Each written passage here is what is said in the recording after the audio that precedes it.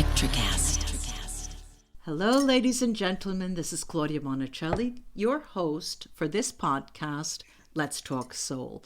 And I have with me Richard Pellegrino, a wonderful Italian name, but don't let it fool you. Rich, say hello to our audience. Hi, everybody. Ciao. Rich I know a little Italian. That's good enough.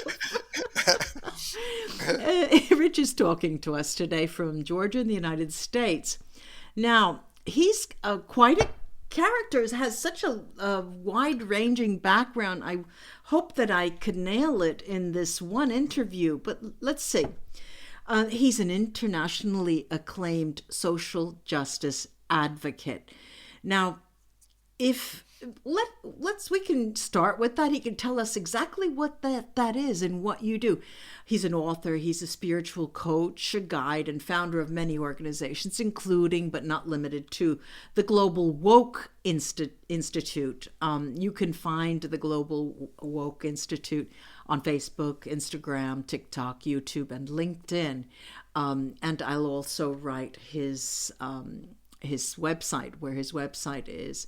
Now let's start. Okay, now how did you get into being an advocate? Did you have any kind of legal studies in your background? Were you just an angry young man who wanted justice? What is it? I was born in the 50s and grew up in the 60s and 70s. That's my qualification. That's the bounty, blessing, and curse all in one. Yes, I can see. The 60s and 70s is when woke started. I mean, it's always been there. People been awakening, enlightening throughout history. So what is woke exactly? Well, woke in the American term means being awakened to the social justice issues, racism, all of the isms, and doing something about it. That's when in the 60s and 70s people started questioning, for the first time in American history, started questioning their elders, and their institutions and their churches. Let's contextualize that a little bit, because for people who are either older or younger, the 50s and the 60s in the United States was, you don't quote me on this, but correct me, when money was growing on trees. Economically speaking, a lot of people were working, people were entering our country, there were jobs all over the place. Am I right in saying that? Yeah, of course. I was young and born into that. Right. So, but yeah, it was a period of prosperity. And actually, shameless plug, in my book, I Am Not White: One Man's Journey from Whiteness to Oneness. I take it decade by decade, the 50s, 60s, all the way up till now, and I give a little blurb about what was going on in the world at the time, outside of my world, the environment. Right. But you're right. It was, you had the Roaring 20s, you had the 40s, you had all of these prosperous time, and then you had the wars, the major wars. Of course, and that also fueled the economy. Sadly enough, it's often taken war to fuel our economy. We haven't learned how to prosper in peace yet, so that's a big part of it. We still haven't. Woke then, was popularized in music and so forth. Of course, it's been politicized now, but I took it. And, I believe in taking good things that have been perverted by politics and by the right and by whomever and redefining it. Wait a minute. Give us an example so we can hit on to something. For instance, woke. Okay, so woke in that sense is good because it means what? Being awakened? Okay. I mean, who doesn't want to be awakened? Well, a lot of people obviously would rather be asleep or happy in their delusion, or ignorance is bliss. That the silent majority, people who vote that are not woke. Am I right in saying that? Is that the silent majority? Yeah. Well, yeah, and that's what they used to call it. Yeah. But so so what I and actually now it's kind of reversed. In the last election, the silent majority, didn't vote obviously, and that's how we elected a monster. But that's another whole thing. Um, so woke in my through my journey means very easy. Woke equals oneness. Mm, Okay, okay. because all paths that I've learned about through my spiritual journey, through my social, socio-political, economic journey, Hmm. has pointed towards oneness. That we're all moving towards an understanding that we're Hmm. one. And that's what Hmm. wokefulness is Yeah. to me. Okay, and so, but a little proviso, or to woke or being awake, you can't be awake in 24 hours. You can't, right? You Right. need your rest. It's self-care. Exactly. so so there's always a balance. So in my website you'll see my website is howwokeami.org. How Okay, woke woke am am I I dot org. dot Right. org. Right, right. www. Dot. So it was going to be howwokeareyou.org, Mhm. but that's judgmental. I Right. wanted to make you decide. You have to Yeah. decide how Hmm. much awakening you want. I read Hmm. your website. You have, great services to help people, assist people on their journey to wakeful, to enlightenment, self enlightenment. But people have to choose that. You can't Right. force First. that on people. Otherwise, it's a cult, and that's what we have a lot of. Well, now when Okay. you say, obviously, this is all about some form of spirituality, but when you say you're a spiritual guide, can you give me an idea of how you go about that or what kind of people come to you? And typically, I know there probably is a vast range, but what kind of people do you usually work with or groups? I'm not sure.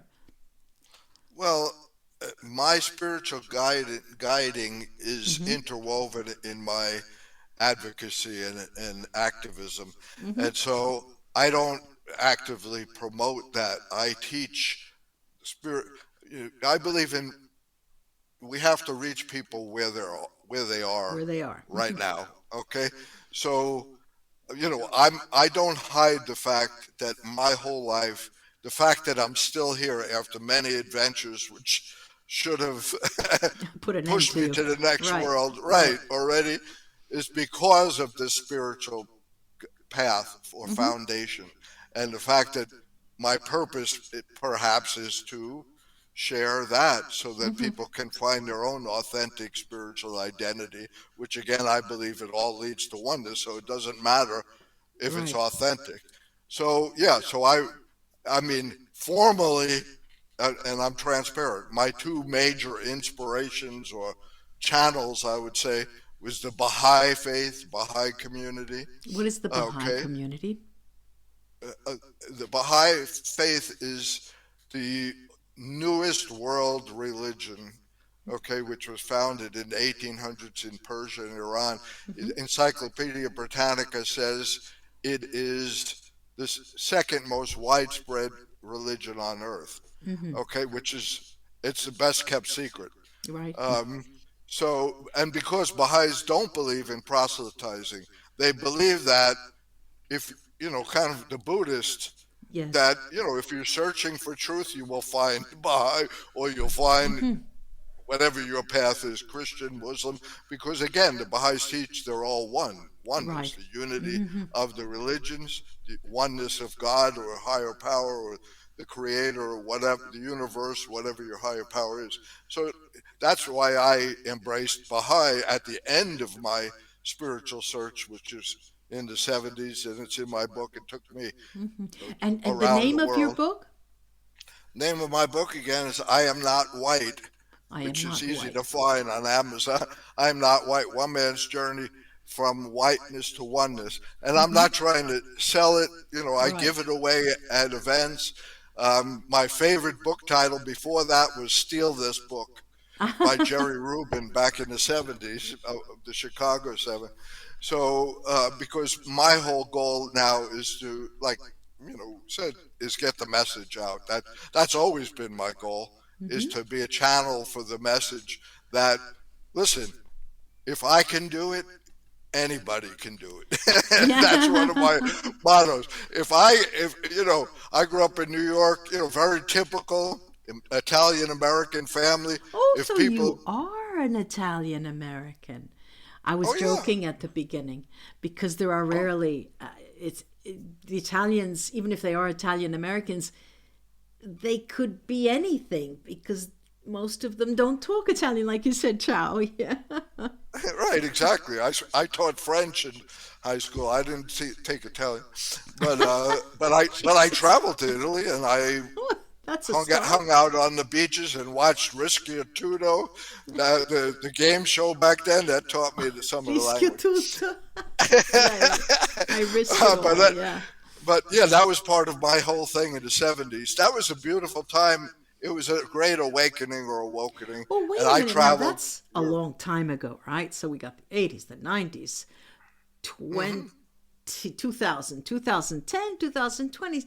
Now, what have you been doing all this time after Well, that that's a period? good question. Yeah. Read my book for Yeah. each chapter. No, I'm joking.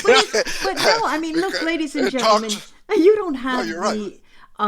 you don't have the benefit of a visual. The visual, you can't see him, but three times he's held this book in his hand, and 50 years cannot possibly be included in those. That it's a thin book. Yeah, It's tall, 200 pages. at Yeah, 200 pages, but still pretty thin for all those years. it's true. But what It's I do true. is trace, and I'm writing it into a screenplay because there's Uh-huh. so many adventures, Hmm. and so you'll be able to see it on Netflix, hopefully, but or not necessarily Netflix, one of the free channels, because remember, steal this book is my mantra. Steal this story, Steal the get it story. free. Yeah. It's in the Akashic record, right? Right. Um, so. But yeah, so what happened was we had this great awakening, and we accomplished not only in America, Europe, it was worldwide, but of Hmm. course my venues were Europe and America. And I traveled. I went to Amsterdam with the young people, the hippies. I was a hippie. I went to Torremolinos, Spain, where they all gathered, and Yeah. all the chapters are in there. But so we were in search of ourselves, our identity, Right. okay, as well as our collective identity, because what we learned was, though our parents loved us, they just repeated falsehoods that had been handed down through the church, through the Catholic Church, where I have family in the Vatican, and I love them. But through our institutions, Yeah. through our families, tradition, we didn't question tradition, and so we started questioning. But we threw the baby out with the bathwater. That goes with Yeah. it. We also used many drugs, Yeah. and but now they're finding out, you know, the hallucinogenics are actually good. They're Good. therapeutic Yeah. in controlled environments. We In didn't have controlled anything environments. Yeah. like that. And I'm an addict by nature. I mean, maybe Jesus. maybe genetically, I became a drug addict, heroin, every drug, because my father was a New York cop, and all the cops' kids were the biggest drug dealers Oh. because we couldn't get arrested. The blue Yeah, wall. I know. I know. Yeah, yeah. So that's all in my story. That's what I'm saying. I've exposed I everything. am not And white. And I am not white. And what's the subtitle? one man's journey from whiteness to oneness. Okay. Okay? Hmm. Because the label white, you see, we can't let others label us, Right. whatever we are, whether our gender or race or whatever. We have to get our authentic identity. White and black were invented by the Portuguese in the 13th century to justify slavery. There was never any white people or black people before that. There were Europeans, there were Irish, Italian, French. Hmm. They didn't consider themselves white. They considered themselves their culture. The Africans considered themselves Yoruba, Ashanti, Hmm. whatever nation, tribe they were. They didn't consider themselves black. They were all different shades, just like we are. And so white and black were uh, largely European and American inventions, and mainly American adopted it to separate people. But I'm not telling people who are black they can't be black. because Mm-hmm. in the 70s they started to own that, and black was beautiful. So that's why I said my website is how woke am I. You Yeah. determine. I have a test on there where you can test your wokefulness yourself and Okay. score yourself Now you because have survived. We got, let's say, a side, a slice of your life through the past 5 minutes, and we're getting the idea that you indeed are a survivor, despite the fact that you were not doing anything akin to hard labor, but you were doing drugs and all over the place, and but you still survived. Okay. hmm yeah. And now you did write the book, and now I'm thinking social justice advocate. Still, we started talking about that in the beginning.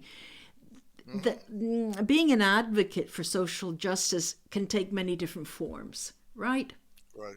Yes. And how would you describe the form that you practice it in? That's a good question. Well, the one inspiration at the end of my spiritual search in the 70s was Baha'i, because it was the culmination of studying all religions and spiritual paths and determining they're already one, and Baha'i was teaching that, so I joined Mm-hmm. that group. Mm-hmm. The next one, which I was influenced by greatly during the 70s, but Yeah. I didn't really study it, was the civil rights movement led Mm-hmm. by Dr. Martin Luther Luther King King. Jr. Mm-hmm. Okay, which I learned about just like everybody else in the books, in the TV, and so forth. I was a hippie. Remember, during that time, most hippies were white, quote, white identified. Okay, not too Mm-hmm. many black. See, we had lots of different movements. We had the Black Panthers, Right. the movement for Black Lives and all of that. We had the Chicanos, but we all had one thing in common. That was the war. We were Right. protesting war, unjust war, and that brought us together. So I didn't have a black friend until I was in my 20s, because Mm. the Italians in New York are segregated. Everybody's segregated. Okay, and it's still in America. There's a lot of segregation. So anyway, I didn't really know about that. Intellectually, I did, but I started to study and follow Dr. King, which was way deeper than civil rights. Mm-hmm. His triple evils are the triple evils of racism, poverty, and militarism. And when he won, he led a successful revolution without firing a single shot. And who did he learn that from? By his own admission, a Hindu, Mahatma Gandhi. So here's a Christian Mm-hmm. preacher who knows the Bible studying with a Hindu. Mm-hmm. Oneness. Okay, and they led successful revolutions. And so that figured greatly. So that's when I entered in. You know, people of color are very forgiving of people that look like me who want to learn, who Mm-hmm. sincerely want to learn. We make many mistakes because we've been born and bred in racism and false superiority complex. It was pounded into me. I'm better Mm-hmm. because I'm white, Yeah. I'm a male, and I'm straight. Mm. That's been Well, pounded. let me ask you, Rich, if you don't mind. You mentioned something about, I think it was before we started airing, before we started recording. You mentioned something about children or a family. You have children? Did I understand that I, correctly? I have 8 grown children and Oh, wait, eight say that again gra- slow. eight eight grandchildren. I mean, 8 children and so far 8 grandchildren. I told you I'm an addict. I just Oh my God. transferred. I just transferred my addiction from drugs to something else. But Oh my anyway, God. Oh my God. This is far beyond I mean, a commune here. So yes, you yeah, have that's eight okay. grandchildren and 8 children. Okay, so Correct. I imagine that they are of different ages, right? They must have, Yeah, yeah. like, on a The scale. children are from 23 to 41. The Oh, goodness. grandchildren are from 4 months to 16. and and so we definitely have an intentional community. Excuse me Dr. for laughing. King. I don't mean Oh this no, is. that's great. I mean anybody who has more than a couple, are I tell adventuresome, I tell are people nuts, nuts. I'm a recovering Catholic, number one, or they say, "What you didn't use birth control or family planning?" I said, "Yeah, we planned for 10. It worked. We only had 8." God. My wife, by the way, my wife, who's a saint, the Well, mother of all these you children. mean she has passed on, or she is still here No, with she's us? here. She's a living Okay. saint. And she's 10 years younger than me, which means about equal in maturity between male and female. But she's West Indian from the Uh-huh. Caribbean. Hmm. That's where I met her on one of my trips there. One of my trips, I went there with a backpack, came back 6 years later with a wife and 3 kids. But See, my question about your family was going to lead somewhere else, and then when you talked about the number, you just shot that idea down. My sorry. question to you was what I wanted to say. What kind of world do you see uh, in for these children of yours, but even the grandchildren? But in your case, there's so many of them from 23 to 41. You said your children, is that correct? Yes. Hmm. Yeah. Yeah. So in a sense, I mean, I have 2 children, so that alone floored me. But you don't have time. What do I do? God, nobody's crying. Nobody needs to eat. Do I rest? Do I eat? Do I wait? With 8, I mean, that's she is a saint. Yes, But I exactly. wanted to see Exactly. through your eyes the change of oneness, the change of wokeness, the change to you, because you talked about the 70s when, let's say, give me this, the latitude with a spiritual awakening that you had. Hmm. Then going forward, you had this extremely vivid, ebullient life with all of this life. Really, life just came about, and so you are still looking at social injustice despite all of Hmm. that, all of those people in your Hmm. colony. You know, Hmm. I see that. Did any of your children follow in your footsteps? And to a greater or lesser degree, all have, Mm-hmm. and I'm grateful for that because they were reared with Mm-hmm. this. They didn't really have a choice in terms of not being forced like I was forced to be a Catholic or All anything right. like that. Uh-huh. But the fact that we everything we did we've done together as a family. When Okay. I've traveled and taught Baha'i all throughout this country, through the Caribbean, they've been with me. Uh-huh. We've traveled together. So, but they had to, of course, at the age of maturity, which in Baha'i is 15, 16, Uh-huh. they had to develop their own spiritual identity. Right. Nobody forced into that. So yeah, we're all in this together, and that's one of Dr. King's teachings, is that no man, no person's an island. We need beloved community, the Mm-hmm. beloved community. Um, Okay, yeah, mhm. yes, we need our authentic personal identity, but we need to be part of a beloved collective Yeah, identity that as you're helps us grow. speaking, Rich, you made me just these last couple of phrases that you mentioned made me think of education, because education, the system, educational system, is not devoid of social injustice. So, how do you have any views on education? I mean, you surely have had a lot of practice there with your family, but do you see it? Do you have a particular take that you would like to share with us?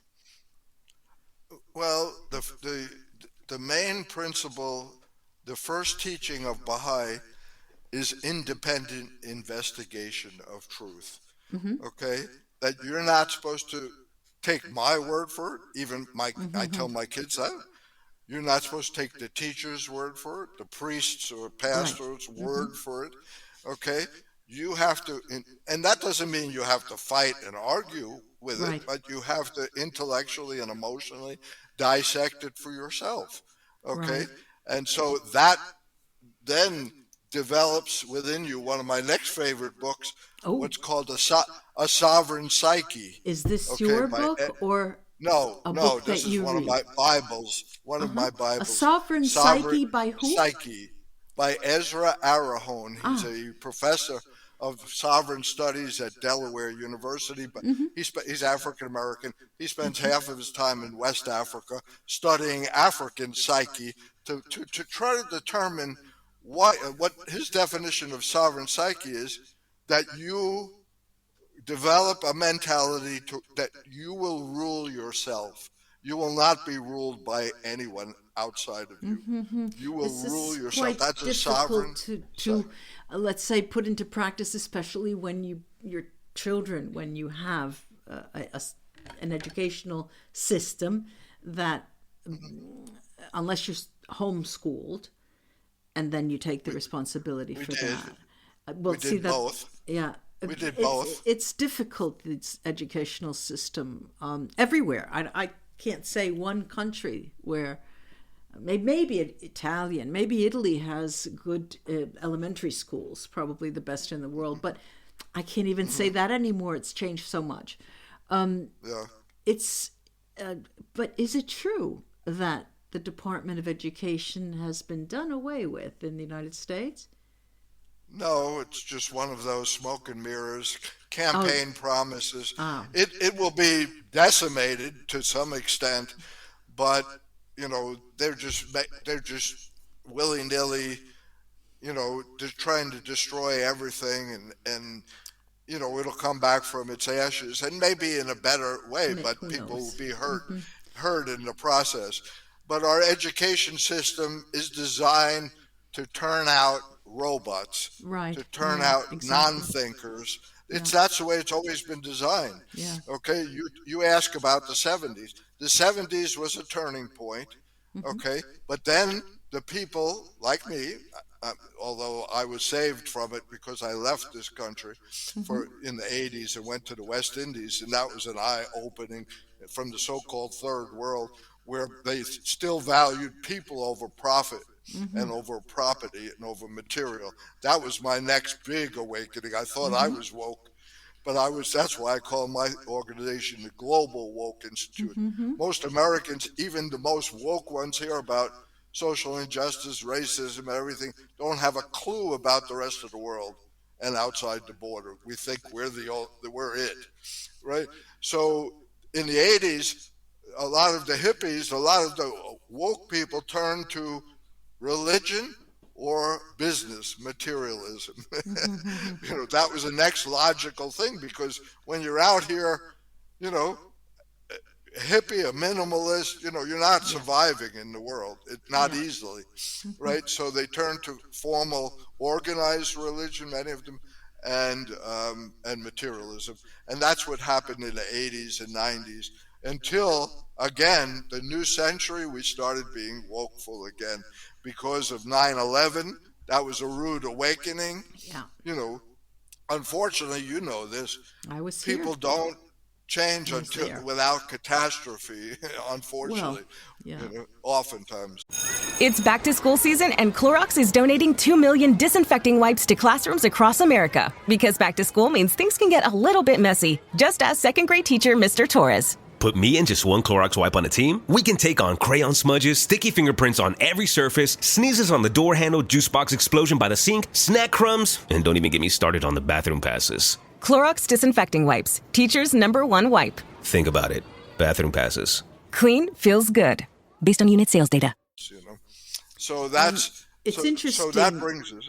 how Go ahead. after for many, many years, I shouldn't even say this, but I will, living on this side of the pond, I thought, okay, now I'm going to start applying to United States universities, and because it's time for me to go back. It's time for me to go back. Until I went to my alma mater, and a person I had to liaise with because we were creating an exchange program. I said, I'm thinking of applying to different universities. And he says to me, Are you out of your mind? Do you understand we go to Italy for a vacation? Sure, I may make 3 times the money you make, but I don't live like you live. And when he said it, and this was years ago, I didn't understand what he was trying to say. I thought, I guess, all right, just let me shut up. When I don't understand something, I just shut up. Then 9/11 happened afterwards, many years afterwards, and I said, okay, that's enough. And then after that, what else? There were a couple of other things that I will not mention because we'll probably get thrown off the air here.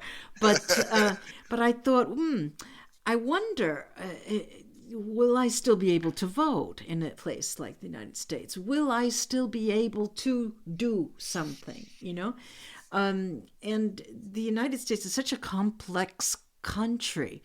Complex and so it depends on where you're standing at the moment, what you see. I used to work for the State Department as an interpreter, and I traveled to many different states, and that was an eye-opener for me. I mean, for me to see in Texas, they really wear cowboy hats all over. They really wear those, that was just an eye-opener. You go and to Hawaii and you get the pineapples. I mean, everywhere you go, it's different.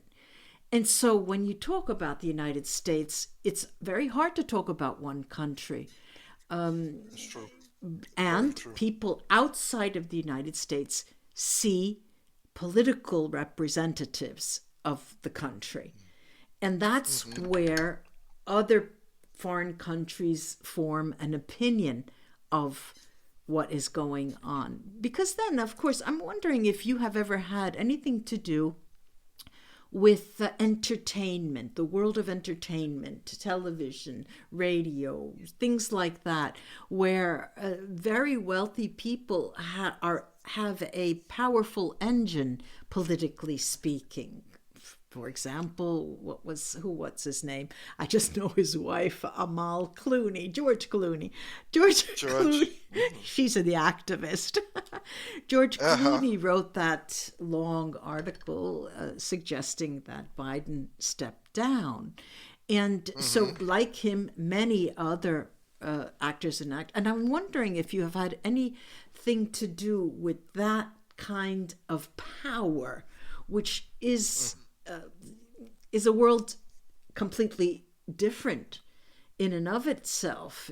I'm not sure if we could say it is the economic world, because we have the banks and things like that. And the entertainment industry is very powerful in itself because of the media through which we see these people. You have had anything to do with that at all? Yes, I mean, all of our work intersects. I work with the SCLC. I work with all the civil rights organizations.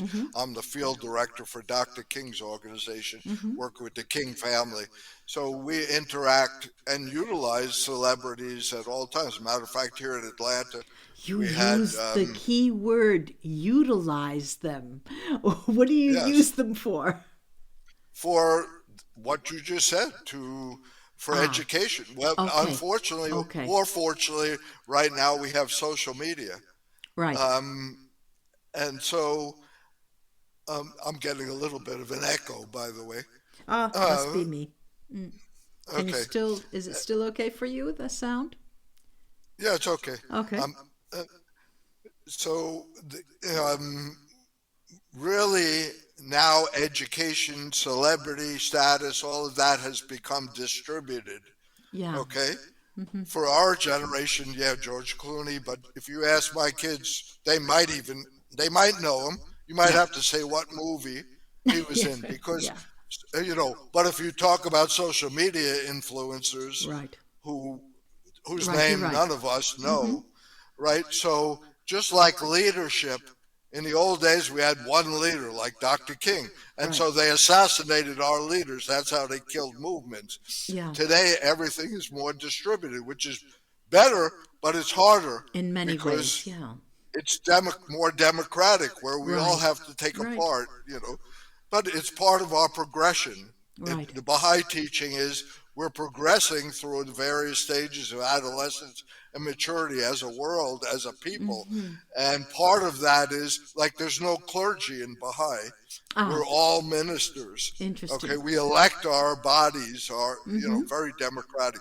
The Club of Rome has studied it as the Baha'i system as the most advanced democratic system in the world.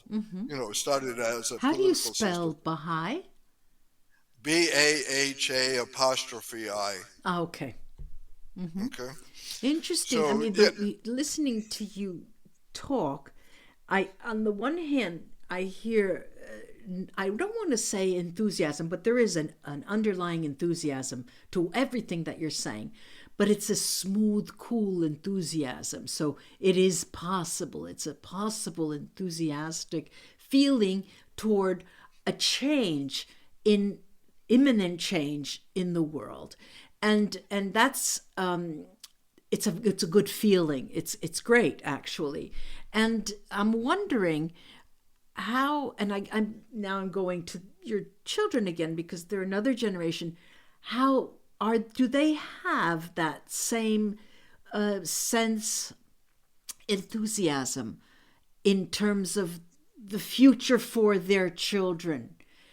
Do they have that? I imagine, I guess they that, should. yeah, I mean, it's a good question, and that's an ongoing thing because obviously they're viewing the world.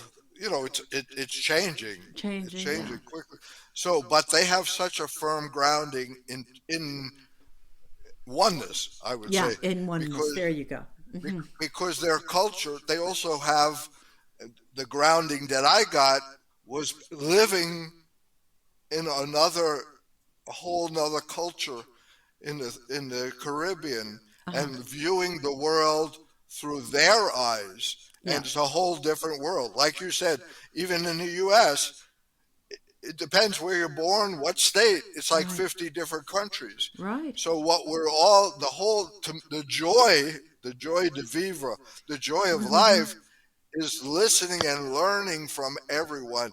The strength of America is its diversity. That's Yes, all. yes, That's yes. our strength, not our Yeah. economics, because that's all based on oppression. Yeah. Still, our materialism. Actually, Europe is further advanced in terms of taking care of its people with health care, university, with all of the basic needs.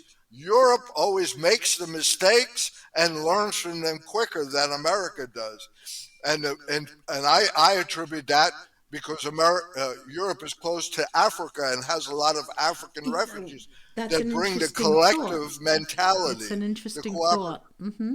and that's what we're getting from the immigrants and migrants from South America. They're coming and bringing their cooperative culture here, So they're a bounty. So my kids they have a unique perspective because obviously they grew up in a oneness Right. perspective.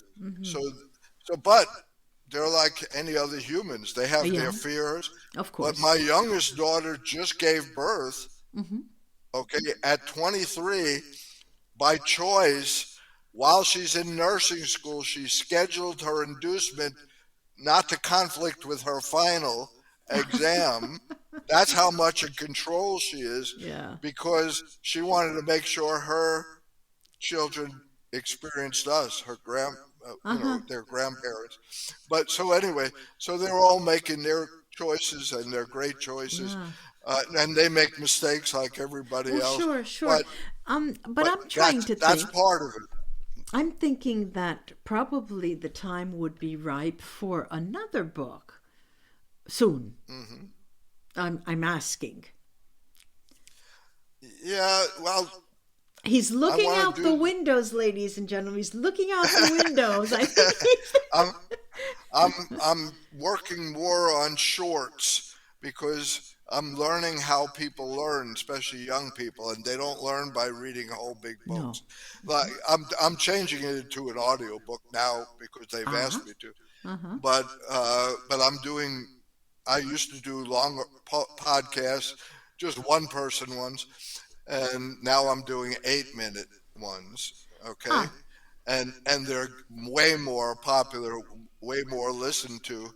And then there's discussions based on that. So I'm trying different mediums because, again, I like writing. I've always been a writer and author. This is my second book. First one was Immigrant Survival Manual, written in English and Spanish about immigration, the true history of immigration in America. So, yeah, I'm experimenting with different mediums to get the message, because the medium is the message, Yeah, that's what they say. Well, Rich, I can't thank you enough for having taken the time to talk to us. Even just, we're scratching the surface here. I get that, and I understand. To really understand who Rich Pellegrino is would take a number of sittings. But like you said, the little, 8 minutes, a lot of people they have a shorter attention span. So I'm very grateful. I got, 45 minutes almost of Rich Pellegrino talking to us from Georgia in the United States. Thank you so much. And I hope to talk to you again soon. Anytime. I can talk. We got that. Bye-bye, Rich. Take care of yourself. Okay. Thanks, Sister Claudia. Thank you for listening. Don't forget to follow Let's Talk Soul podcast on Instagram. Let's Talk Soul podcast is a production of Electrocast Media. Our executive producers are Mark Netter and Peter Rafelson. If you like our show and like what you hear, please subscribe and give us a rating wherever you enjoy podcasts. And remember, stay curious, stay inspired, and never stop exploring the depths of your soul. Hi, I'm Mark. And I'm Peter. We're the founders of Electrocast Media, bringing you great podcasts like Nightmare Road Stories, Tech Talk Revolution, and Bodacious Minds. Electrocast networks include Ruby for female empowerment, the Best Business Network, and GPN for geopolitics. We built this company to create community and amplify diverse voices, and we really appreciate your support. So, keep listening to Electrocast podcasts and hear the culture. Electrocast.